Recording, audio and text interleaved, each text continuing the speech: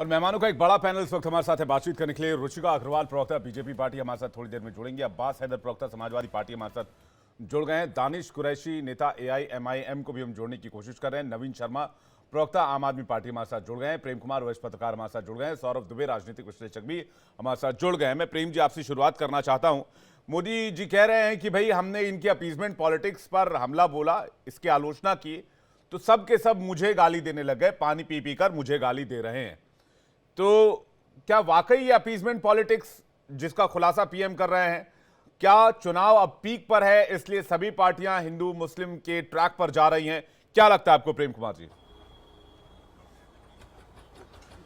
देखिए, अगर appeasement politics विपक्ष कर रहा है तो इससे तो विपक्ष को जीतना नहीं चाहिए, क्योंकि विपक्ष तो अपीजमेंट पॉलिटिक्स मुसलमानों के लिए कर रहा है। अब मुस्लिम की आबादी आप जानते हैं 15% 14% है, तो 400 सीटें बीजेपी कह रही कि आ रही हैं, तो उनके लिए तो बहुत आसान है। इसका मतलब है कि ये बात नहीं है, क्योंकि उनको जब 400 सीटें आ रही हैं और विपक्ष मुस्लिम अपीजमेंट कर रहा है, तो उनको कुछ नहीं करना चाहिए, आराम से जीतना चाहिए।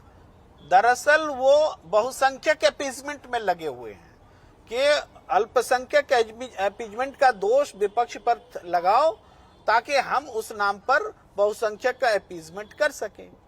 पहले चुनाव से पहले क्या 18 साल पुराना मनमोहन सिंह का बयान याद नहीं आया था? 10 दिन बाद कांग्रेस का मैनिफेस्टो में उनको कमी दिखाई दी।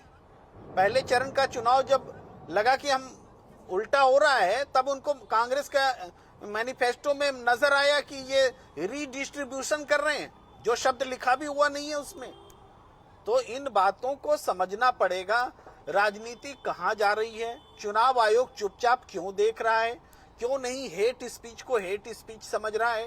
क्यों वो मुसलमान का मतलब घुसपैठिया और ज्यादा बच्चे पैदा करने वाला ये बयान वो चुनाव आयोग चुपचाप सुन रहा है? क्यों 3 दिन हो गए अभी तक कोई एक्शन नहीं है? तो क्या निरंकुश इसी तरीके से कोई कुछ भी बोलेगा? और ये देखने की बात है, चिंता की बात है, और सब पर कोई भी अगर गलत बोलता है तो उसको रोकने की बात है। तो चूंकि प्रधानमंत्री है नरेंद्र मोदी जी, तो हमारा ध्यान सबसे पहले उनके बयान पे जाता है। आप आज अभी हनुमान जी के बारे में बोल रहे हैं। हनुमान जी के बारे में कर्नाटक चुनाव में भी उन्होंने कहा था, बजरंग दलियों को बजरंग बली बना दिया था उन्होंने। तो हनुमान जी ने जवाब दिया ना, अगर आध्यात्मिक रूप से ही सोचे तो क्या भगवान क्या गलत नहीं देखते? क्या गलत करेंगे तो भगवान आपका साथ नहीं देंगे? सीधी सी बात है। अगर आप श्री राम के नाम पर वोट मांगेंगे तो श्री राम को पता नहीं है कि मेरा पॉलिटिकल दुरुपयोग हो रहा है। नहीं, लेकिन कुछ एक फैसले हैं प्रेम कुमार जी जिसको लेकर सवाल उठते हैं। अब टाइमिंग को लेकर आप जो कह लीजिए कि भाई चुनाव चल रहे हैं इस वक्त, ऐसी चर्चा की, अब चर्चा निकली है तो भाई चलेगी। अब देखिए, जैसे आंध्र प्रदेश का मामला है, 4 बार मुस्लिम आरक्षण की कोशिश हुई, मामला सुप्रीम कोर्ट तक भी पहुंचा, सुप्रीम कोर्ट से भी ये मामला खारिज हुआ। आप कर्नाटक ले लीजिए, कर्नाटक में 4% मुस्लिम कोटा का आरक्षण दिया गया था, हालांकि बीजेपी ने 2023 में से खत्म कर दिया था, और 2% वोकालिगा और लिंगायत समुदाय को दे दिया था। इसके पहले वादा यह किया गया इस बार कर्नाटक चुनाव में कांग्रेस जब जीती है कि हम फिर से वो बहाल करेंगे। तो इस तरह के फैसले जब आते हैं तो फिर सवाल उठने लाजमी है, स्वाभाविक है। प्रेम कुमार जी, देखिए, राष्ट्रीय स्तर पर ये बातें उठती रहेंगी और इसका संविधान के हिसाब से अदालत इस पर फैसला लेती रहेंगी, और राजनीतिक दल भी। क्योंकि ये प्रश्न तो लॉजिकल रहेगा ही ना कि हम आज दलित हैं और हिंदू हैं तो हमको मिलेगा आरक्षण का लाभ, और कल को हम धर्म बदलते मेरा लाभ खत्म हो जाएगा। तो इस पर तो लॉजिक दोनों तरफ से है ही कि हम धर्म बदलने से मेरा दलित होने का लाभ क्यों खत्म हो जाएगा, ये प्रश्न है। लेकिन ये प्रश्न आज बात करने का नहीं है। आज क्यों बात किया जा रहा है? इतने समय जब हो रहा था उस समय तो बात नहीं कर रहे। संविधान भाई न्यायालय के थ्रू इस पर बात कीजिए, उस पर बात हो भी रही है। तो ये चुनाव में किसी को मुस्लिम परस्त बताना, ये बात तो फिर कहीं दूर तक जाती है ना जी। मतलब जानबूझ के मुस्लिम परस्त बताया जा रहा है जिससे कि वोट का फायदा हो सके। मैं सौरभ दुबे जी के पास जा रहा हूं, चूंकि बीजेपी से ऑफिशियल प्रवक्ता अभी तक हमारे साथ जुड़े नहीं। नवीन जी, इसके बाद मैं आपके पास आऊंगा। सौरभ दुबे जी, क्यों है ऐसा? नहीं, इसमें क्या बुराई क्या है? मैं कह रहा हूं, अगर प्रधानमंत्री जी इस देश के जो है विकास की बात करते हैं तो इस देश के एक समाज के लिए अच्छी बात करते हैं, और कुछ कमियां अगर हमारे समाज के अंदर है, अगर उसको उन कमियों को उठाने का प्रयास करते हैं, उन मुद्दों को, तो इसमें किसी को आपत्ति नहीं होनी चाहिए। देखिए, मुझे क्या लगता है कि अगर हनुमान चालीसा की बात कही गई इस देश के अंदर, तो ये तो सत्य घटना है, ये कोई ऐसी बना करके इसको जो है फेक न्यूज तो नहीं बताया गया ना। नहीं, सवाल तो ये नहीं, original सवाल घटना ये जो प्रेम कुमार जी ने पूछा, सौरभ जी, वो ये पूछा कि आप लोग कह रहे हैं मुस्लिम तुष्टीकरण, अल्पसंख्यक तुष्टीकरण हो रहा है। प्रेम कुमार जी कह रहे हैं कि आप बहुसंख्यक तुष्टीकरण कर रहे हैं। देखिए, प्रेम कुमार जी, माननीय प्रेम कुमार जी जैसे तथाकथित बुद्धिजीवी वर्ग जो सेकुलर कहलाना अपने आप को पसंद करते हैं ज्यादा, उन्हीं के कारण से तो बहुत सारी चीजें ऐसी हुई इस देश के अंदर, जो हिंदुओं को कहीं ना कहीं ऐसा लगा कि उनको अपने ही देश में बहुसंख्यक होने के बाद भी अपने अधिकार से वो वंचित रहे। क्या यह सत्य नहीं है? क्या यह सत्य नहीं है कि अपने ही देश के अंदर राम मंदिर के लिए इतने वर्षों तक एक लंबी लड़ाई लड़नी पड़ी, और सुप्रीम कोर्ट का आदेश आने के बाद बहुसंख्यक जो है बिना किसी हिंसा, बिना किसी शांतिपूर्वक अपने मंदिर के जो निर्णय को स्वीकार करते हुए वहां पर आज अपना भव्य मंदिर निर्माण किया। और उसी मंदिर को जो है, जहां पर बाबरी में लोग जाने को तैयार रहते हैं और मंदिर के निमंत्रण को स्वीकार करते हैं, तो क्या वहां पर जो है ऐसी बातें करना कितना जायज है कि आप जो है बहुसंख्यक होकर के इस देश के अंदर अपनी बात नहीं रख सकते? ये तो गजब की बात हो जाएगी। यही मैं इसी की बात कर रहा हूं, ये बहुसंख्यक तुष्टीकरण नहीं है। नहीं, बिल्कुल नहीं है। बहुसंख्यक तुष्टीकरण कैसे है? बहुसंख्यक तुष्टीकरण, देखिए, क्या यहाँ पर बहुसंख्यक तुष्टीकरण की बात तो तब होती जब अल्पसंख्यकों को उनके अधिकार से किसी तरह से वंचित रखा जाता। इस देश में प्रधानमंत्री लाल किले से जब भाषण देते हैं तो 140 करोड़ देश की जनता को संबोधित करते हैं। इस देश को जितनी भी योजनाएं प्रधानमंत्री नरेंद्र मोदी सरकार द्वारा दी जाती है, तो वो 140 करोड़ देशवासियों को दी जाती है।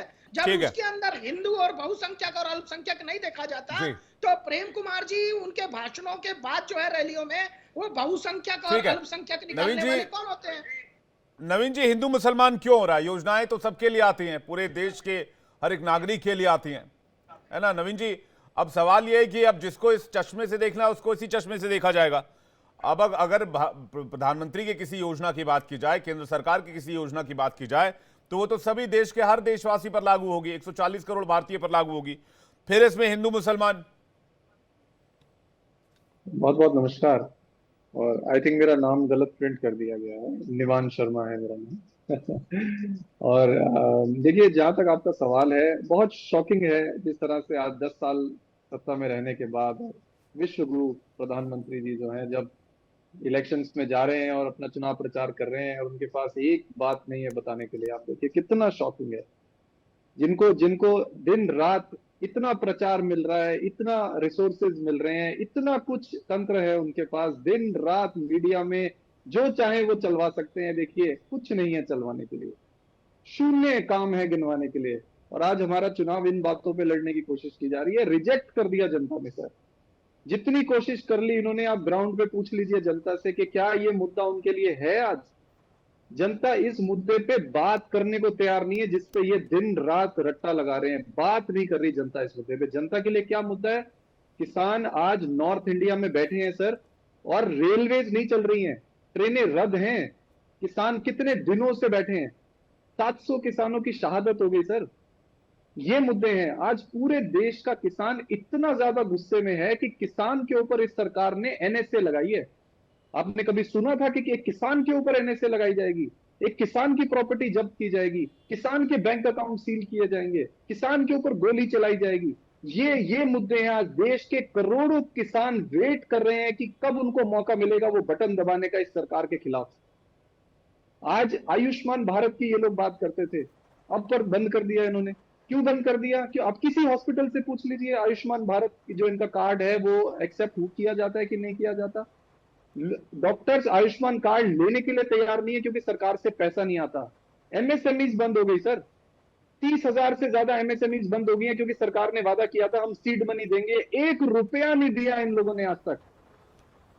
नहीं, लेकिन निवान जी बात कर लीजिए। निवान जी, ये मुद्दे विपक्ष लेके चुनावी मैदान में है, लेकिन क्या ये जो मुसलमानों को अतिरिक्त आरक्षण की बात बार बार कांग्रेस पार्टी करती है, आप लोग इसके फेवर में हैं? क्या आप लोग इसके समर्थन में हैं? क्या ऐसा होना चाहिए? धार्मिक आधारित, क्या धर्म आधारित रिजर्वेशन होने चाहिए? जनता सुनना ही नहीं चाहती।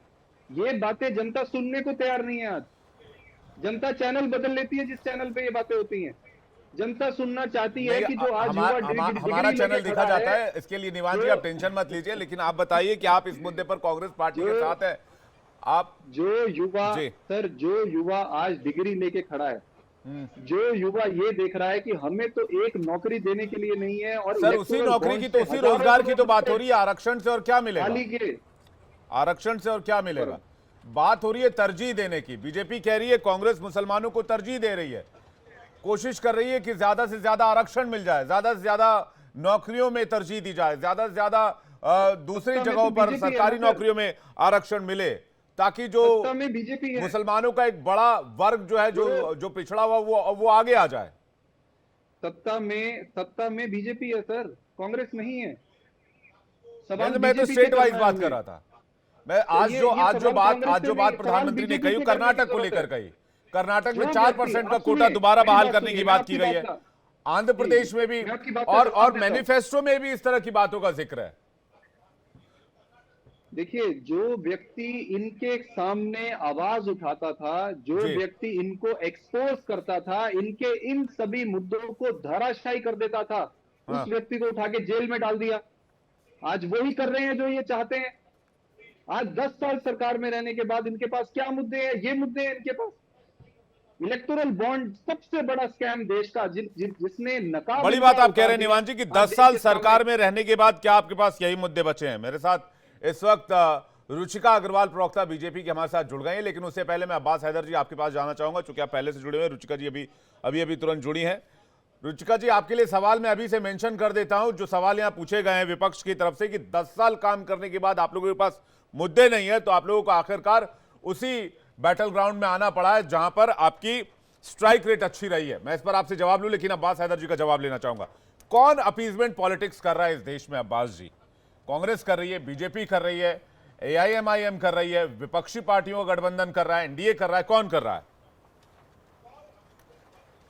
देखिए, भारतीय जनता पार्टी के 10 साल में इन्होंने देश को पीछे की ओर ढकेलने का काम किया है। आज प्रधानमंत्री जी जब मंगल सूत्र की बात करते हैं तो प्रधानमंत्री जी को देश की जनता को ये भी बताना चाहिए कि आज जो हमारे देश का घरेलू कर्ज है वो इतिहास में सबसे ज़्यादा है, वो हमारे देश की जीडीपी का 40% है। तो निश्चित रूप से प्रधानमंत्री जी और उनकी सरकार ने हमारी माताओं बहनों के मंगल सूत्र सेठ साहूकारों के यहाँ बैंकों में पहुँचवाने का काम किया है। आज हमारे देश का जो विदेशी कर्ज है वो सबसे ऊपर है, इतिहास में सबसे ज़्यादा है, 52,70,000 करोड़ रुपए, ये हमारे देश का विदेशी कर्ज है। भारतीय जनता पार्टी की सरकार ने बड़े बड़े वादे करके सत्ता में आने का तो काम किया, लेकिन इसके बावजूद देश की जनता को लगातार इन्होंने अथल मुद्दों से भटकाने का और बहकाने का काम किया है। आज प्रधानमंत्री जी अपनी हार को स्वीकार चुके हैं, इसलिए उनके मुख से इस प्रकार के भाषण आ रहे हैं, इस प्रकार की वाणी आ रही है जो घोर आपत्तिजनक भी है, अपमानजनक भी है, क्योंकि वो हमारे देश के प्रधानमंत्री हैं और साथ ही साथ वो फैक्ट्स भी नहीं हैं, वो तथ्यविहीन चीजें बोल रहे हैं। मुझे लगता है कि चुनाव आयोग को इस पे कार्रवाई करनी चाहिए। ये हेट स्पीच है।